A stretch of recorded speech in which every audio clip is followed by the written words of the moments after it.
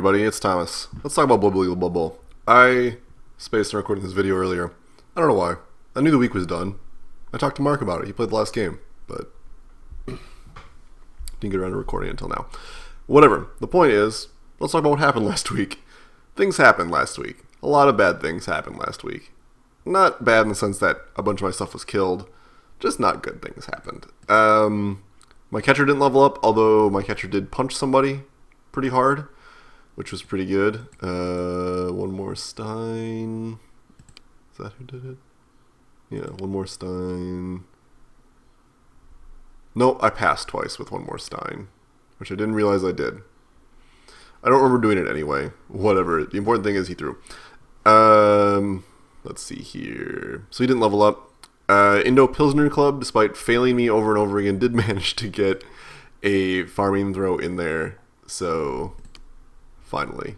Hooray for Indo Pilsner Club. He got dodge, because that's what my linemen are going to get. Next one might get sidestep. Maybe. Maybe. I'll think about it. But it's whatever. Bad news, of course, is that my kick lineman is missed next game. This is unfortunate because kick is probably one of the best tools I have right now. But I did have enough money to hire catcher number 2, harder, better, faster, logger. I'm so proud of my catcher names, by the way. I'm so happy about them. Another catcher will give me more mobility, let me play more throwing stuff. We'll see. Amber the World ate an MVP, I think. Yep, my second MVP with Amber the World. So she's actually not that far away from level 4, which is pretty exciting, but still. Leap plus agility. Fun stuff. Blodge on Demalt, which did not do a lot for me, as always. Lost some fan factor as well. If you haven't watched the game, it'll be up here. God, what a salt fest that was. We lost 3-0. The dice were just not happy with me. I made some mistakes as well, and Jessup got a little luckier than I did, but I ate a lot of red. It was not a good time. It did okay, I guess. 2 casualties, 4 passes. I mean, it's hard to be upset about 17 SPP, or not 17. Yeah, 17 SPP. No, I am crazy. 13 SPP. I wish it was 17 SPP. It's hard to be upset about that, but I should be getting more. Honestly, I should have at least a couple touchdowns. I really need my catchers to be level 2 now. Or at least I need one more Stein to be level 2. But that's what hopefully next game will be for. Jessup did very well. 3 touchdowns, 2 casualties. Absolutely great. 3 passes and MVP as well. Gives him 18 SPP for the week. Another crazy week for Jessup. I rolled 60k as well, continuing my multiples of 30 results, which is fine. I don't know. Something to stout us. We're going to try to get to level 2, which shouldn't be that hard. And then otherwise, catchers. Those are our primary focus. Oh, I should mention for the game, weather screwed me over again. Blizzard really removes the one thing that I had going for me over Jessup, which was throwers. My thrower throws a lot farther and a lot better. Could not do any of that, so that was unfortunate. Let's look at Jessup's side of things. Like 3 level ups, what happened here? You got 30k as well, it's not great, but okay. Far away from a War Dancer, which makes me laugh. I think he just got dodge on his level ups. Oh, I missed next game to his guard piece. You're welcome for whoever Justice is playing next. And his kick piece. So again, you are welcome. He's got a lot of level 2 pieces. He's got 4 linemen with dodge, which is pretty good. This catcher still has leap because he didn't do anything. Tree Man leveled up, I think, because of me. Yeah, 8 MVP. So the Tree Man is up to level 2 and got guard. So net guard is about the same, but the tree is pretty immobile. So at the end of the day, kind of whatever. Thrower is accurate as well, but he had that before. So 80k in the bank. Looks like more 4 fan factors as well. He should save up for his War Dancers. I mean, he should have 2 by now, but he doesn't. So whatever. Let's keep going. Let's see, we're week 5 last week. Zach versus Mark. I've not had a chance to watch this yet. Zach uploaded the video, but it's marked as private, so I haven't had a chance to watch it yet. I'll link to it, but hopefully it goes public soon. Pretty good week for Mark, as far as I can tell. Ate some injuries, but managed to be faster. I'm guessing is what happened here. 2 touchdowns, casualty, KO, MVP. It's not great, but it's not too bad either. It's certainly on par with what I did. He's got a total of 13 here. Not a bad week for Zach, though, honestly. 3 casualties is more than he's had in a while, which is great. With MVPs, I got 11 SPP for the week, which is not great, but it's pretty good. Mark continues his trend of being our high roller. Got the 2 fame and the win for 90 total. Ridiculous amount of money. I encouraged him to buy a ghoul, and it looks like that's what he did. Now's the part where he can start adding ghouls, right? I mean, except for this flesh column, everybody's level 2 or higher. This flesh column's level 3, which is really good. Block and guard are great things to have together, especially on stand firm. This flesh column can get no more SPP for the rest of the league and be perfect, basically. Werewolf picks up tackle, which I think is definitely a good choice with all the elf teams in the league, and also just with all of the other pieces that will just randomly pick up dodge as we go. For example, Norse runners probably gonna get dodge. Of course, his goblin already has dodge. He rolls. I think he's got a blodge blitzer as well, so that's good. Catchers have dodge. Human catchers have dodge. Elves, again, gonna have dodge. So this is a great choice. Tackle is really good. This piece is really good at getting the ball out, is what that means, because he's got frenzy, block, and tackle. Other changes, nothing big here. Mutton kind of messed up his perfect SPP spread. That's unfortunate. 5 fan factor for Mark makes him our fan factor leader, which is great. Other thoughts here? Not really. I mean, Mark's doing great. Ghoul should probably at level 2 as soon as possible. Flesh Golem should level 2 as soon as he can, but considering that Oscar the second is a relatively new hire, don't blame him for only being level 1. He's played 1 game. These things are to be expected. But yeah, pretty much great, all things considered. More skills here. Would maybe not get tackle on Jimmy Dean, but I mean, block tackle frenzy is really good. Not really a lot to argue against it. I think maybe getting dodge would be worth it, but that's a debatable choice. I think having 1 blodge werewolf wouldn't be too bad. Obviously, ghoul level 2 is key. Getting whites level 3 also not bad. I mean, pretty much any level ups you can get on this portion are good. The ghoul is just going to serve to be another faster piece, which this team, one of their big strengths is how fast they are, so I think that's perfectly fine to level that up. Next target should probably be ghoul number 2. He's got his 3rd reroll, so everything's going great for this team. Recovered really nicely. Winning a ton of money will definitely assist with that. Let's take a look at Zach's team. 20k, not a good roll for Zach again. He's doing alright though. No level ups looks like. SPP on Werewolf and it's like a Berserker, so that's good. He needs to get more SPP to get these pieces going. This Berserker picked up Tackle, which I like a lot. Block Tackle is never a bad combination. I kind of prefer Mighty Blow on my Berserkers, personally speaking, but Tackle's not bad. It kind of depends on what his record or week looks like coming ahead. We'll take a look at some of that as we go. Week 5. We already looked at this one. Tie game between Andrew and Orville, which I think is what I predicted, which is good because I think one of their predictions were crap. Andrew walking away with 60k here. This game, I don't know. Some positioning mistakes were made. I think either one of these teams could have gotten the win. It was an unclose game, but Andrew's stinkiness helped prevent Orville from doing a lot of things. Orville's high maneuverability stopped Andrew from doing things. Just kind of how that game could go, essentially. I'm not surprised. One unfortunate thing here, and you can see this here, is the 7 KOs. A lot of these were like rolls of 9 as well, so that's really frustrating to eat 2 casualties and then be so close to dealing them in return. He broke a lot of armor, just couldn't do anything with it, which is unfortunate. So Andrew only walks away with the 8 SPP. It's not great, but it's an Nurgle team. These things are okay. Orville walking away with a good deal more at 14 total. Wait, is that right? 7, 10, yeah, 14. So pretty weak for Orville, honestly. Lull-ups for Andrew, nothing really. This Rodder missed next game. His first been a permanent, relatively permanent break for a Rodder, which is pretty good. This Nurgle Warrior got an injury, so that's good. I mean, the big problem is these pieces don't have anything. Gary 25, getting up there, but whatever. Has 120k with his 60 rolls, so he should buy Pest Sticker number 2. Gets more Rodders off the bench, or off the field and onto the bench, which is where they belong. Otherwise, I mean, this team's doing okay. Kind of block Rodder, which is fine. Yeah, I mean, this team's doing it. It's a Nurgle team. It's still got a ways to go. Season is still very young. It's something I have to keep telling myself as I get frustrated with how my team is going the past 2 weeks. Let's take a look at Orville's side of things.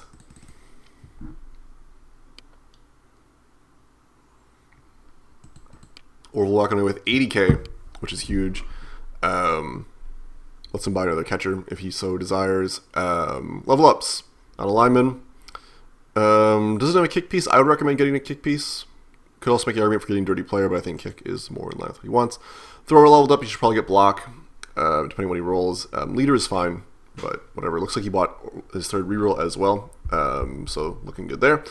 Catcher levels up. I would get wrestle on this catcher, honestly. There's enough block around that getting wrestle is helpful. He's got 4 block pieces as is. Well, 5 if you count this catcher. And so you can use this catcher as a blitzing piece, which I think is good. So wrestle, dodge, catch, good combination with the 8 MA. That's what I'd lean towards. 3 fan factor, 3 rerolls. Team's doing good. I can see the argument for not buying anything and holding out money to cover the blitzer. This team does have enough pieces right now that you could avoid buying more. But I think it'd be okay to pick up another catcher here. Second thrower, I should say. Player to be named later, which is hilarious because you can't change player names at this point. But got a pass, so it's good. This thrower lets Orville move more towards a running game, which is what I think this league the human team is probably going to be slightly better towards doing. So whatever. It's looking good though. Blitzers need SPP, I guess, is the big thing. It's nice to get SPP on the throwers. It's good to get SPP on the catchers. But the blitzers are what are going to make this team work. The Ogre needs SPP too, but at the end of the day, the blitzers are really the key portions of this human team. They're fast. They have strength access. They need to get level ups, essentially. So just if Orville can target the blitzers, that's what I would lean towards.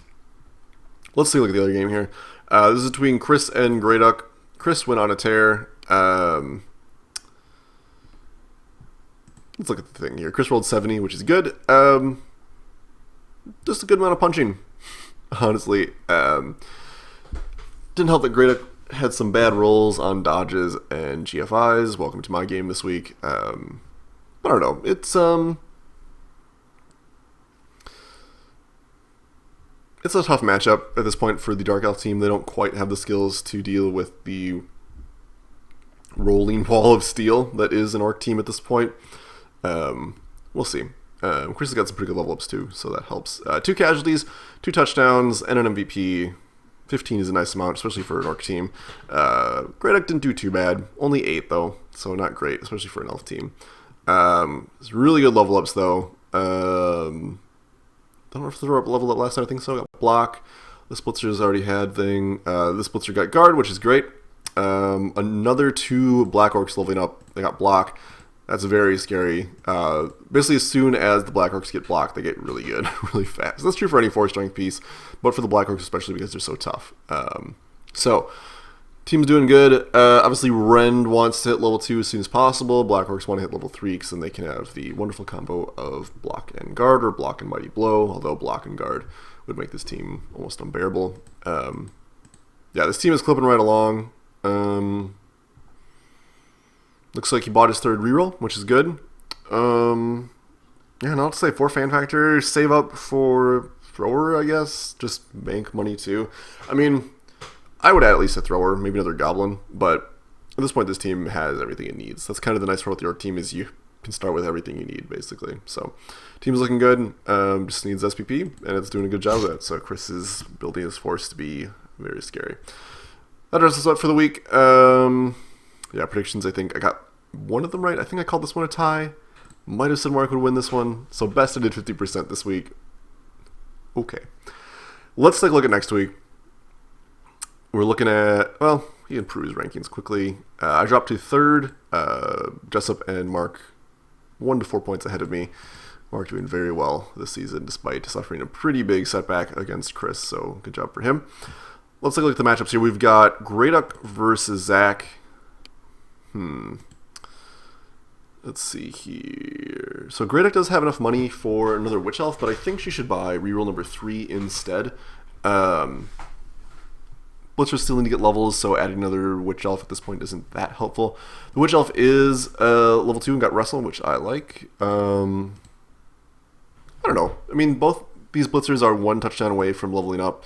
I would just focus on scoring with them. But let's take a look at player count here. So 10 players for Greyduck, so 1210 total, 1260 if she buys rule number 3, which I think she should.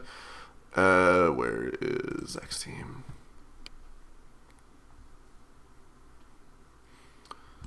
So 1150. So 110 given away by inducements at that point. I think that's still worthwhile. At that point, for Zach, either a bribe or real number 4 is what I would do.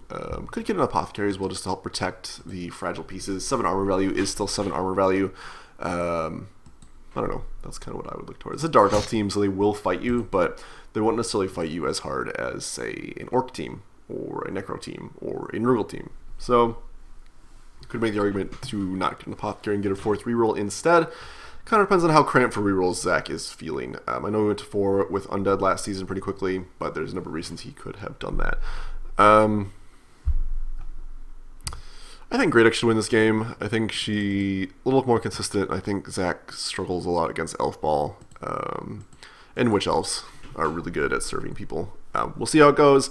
I certainly have been wrong in the past, but unless the Yeti goes crazy, likely, or unless the hitting really goes crazy for Zach, likely to be a winning game for Great X. How many injuries Great X suffers in the meantime is a different question altogether.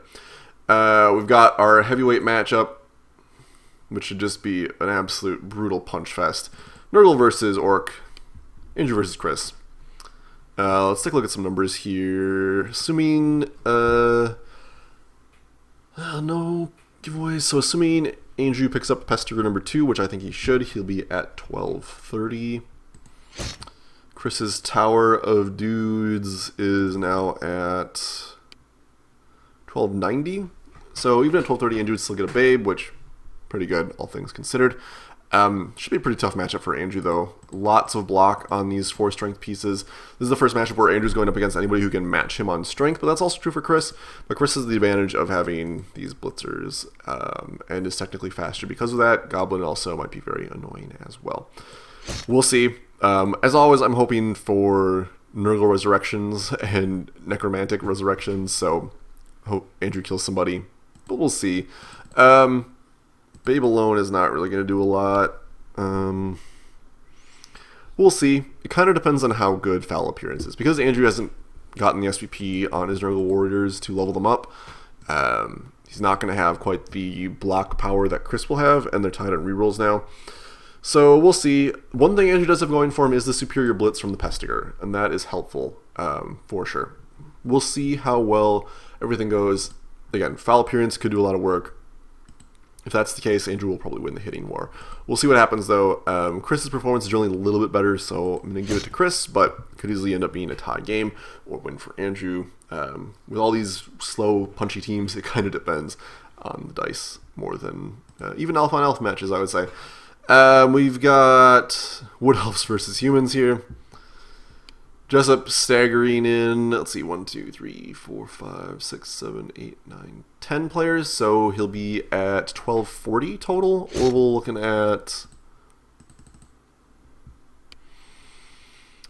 a lot more than that. Assuming these are normal skill ups, which guard would be the thing to get on anything that's a doubles here, I think. Catcher, you can make the argument for maybe something else, but I think guard is still the best choice. Either way, with 3 normal level ups, we're looking at 1280. So did I say 1240 or 1230 for Jessup? I think I said 1240. My short-term memory retention, not always the best. Okay, so 1240. So no one's gonna get anything. Orville is pretty good in weird situations against elves because of the blitzers. He can reasonably keep up with the Wood Elf team.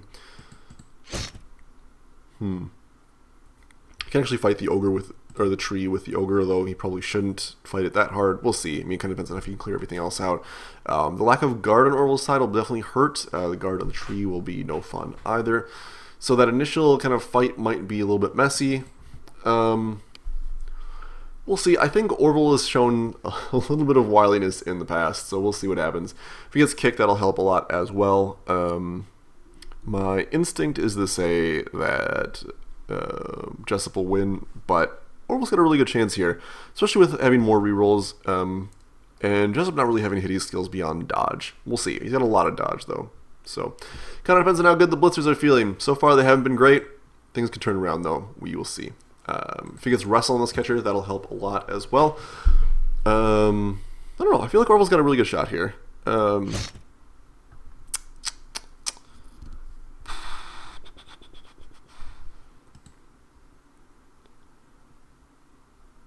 going to give it to Orville, just because, I don't know, Jessup's wily for sure.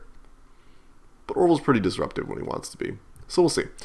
Let's look here. Then me versus Mark. I'm not looking forward to this game. If I haven't mentioned this before, I'm really not looking forward to this. 1270. Because he hired the ghoul, there'll be no mercs for Mark. I'm looking at 1250, so nothing for anybody. We'll see. I mean, the werewolves can catch my catchers is sort of the problem. I do have a 2+ leap blitzer, so that'll help me a little bit. And I can definitely disengage from his zombies pretty easily. We'll see. The tackle piece concerns me, but it is just one tackle piece. I can still throw the ball pretty well. I'm going to have 2 dodge linemen available for this match. The lack of kick kind of concerns me here. I don't know. We'll see. I think I can win this game. I'm going to have to elf screen pretty aggressively and bully the werewolves. But I think it's a winnable game for sure. I can move the ball around much better than Mark can. We'll see. I've been screwed by weather twice in the past 2 games, so let's hope that doesn't happen again. But sure, we'll see. I will win. Quick trip through the Hall of Fame. Most experienced player, oh, man, all over the place. Most experienced player is Amber the World. Cool, that's exciting. 2 players from Mark's team, which is crazy. We've got 4 players at level 3 now, which is pretty exciting. A couple people snipping at the heels as well. So yeah, looking pretty good. Best scoring Amber the World with 4. That helps explain all of the SPP. Famous Nathan with 4 as well. Anyone else up there? I guess Gary's at 3. Yeah, I don't know. Looking okay. Best thrower, Trappist Logic. I throw the hardest. Take that, dog. I don't know. This is kind of how it's going to be for my thrower. My thrower is going to throw a lot because he's just really, really good at it. No interceptions yet. With my luck, that'll probably change this week, but we'll see. Actually, it might change a little bit because we have the humans versus wood elves. Both those players like to throw, and unless they can guarantee clear paths every single time, both have good pieces to catch with. The catcher, I mean, it's a 6+, but you have catch. Wood elf catchers can catch, 5% of the time, so interceptions could definitely happen this week. I would not put it past us. Most violent player. It's the troll. The troll with block. No one's surprised there. Causing a lot of injuries here. Mayor doing some damage as well. I know it's Meyer. I'm going to say it wrong. Squatch, God of Northwest Animals. This is the Yeti. Doing a lot of damage as well. Lots of big guys up here as well. Let's see here. I'm still surprised I have 2 players on this list. It's weird. Any other surprises here? Not really. I guess I'm surprised to see no Nurgle players on here, but there's these 2 people with 1, so that could be part of it. Best runner, good old Thrall, carrier of the ball. Gary 25 as well. That's the plus agility Pestiger there. None of these surprise me too much. I'm surprised to see this many elf players on this list, just because, I mean, Trappist Logic makes sense, he's a thrower, but most of these people shouldn't be holding the ball for, well, it's Dark Elf, actually they should hold the ball for longer. I guess what I'm saying is I'm surprised I have 2 of my players on here. That's weird. Best throwing is me, which is not surprising because my thrower is built to throw very far. Surprisingly, Orville not that far behind me, but I've got the most throws with Trappist Logic. Not surprised to see that, all things considered. Survivor will never mean anything. Best killer. So we're on pace for 1 a week, which is pretty good. We're actually ahead of 1 a week because this is week 5 we just completed. Who doesn't have a kill? Let's see. I have a kill. Zach has or Jessup has a kill. Andrew has a kill. This is Dark Elves. They kill all my guys. Humans and orcs. So we're missing Norse and Necro. A little surprising, honestly. Best receiving. Not too surprising to see so many Wood Elves on here. They have thrown a lot. If you farm more, Elves just owning this chart does not surprise me whatsoever. This will probably only get more elf-like as we go through the season. 3L teams are going to do this. All right, quick recap of my predictions. I think that Grey Duck will win. I think that Chris will win. I think that... Did I say Jessup? I'm going to say Jessup now, by the way. And I think I will win. So, just nice alterations here. Grey Duck, Chris, Jessup, me. Cool. Thanks for watching, everybody. We'll see you next week.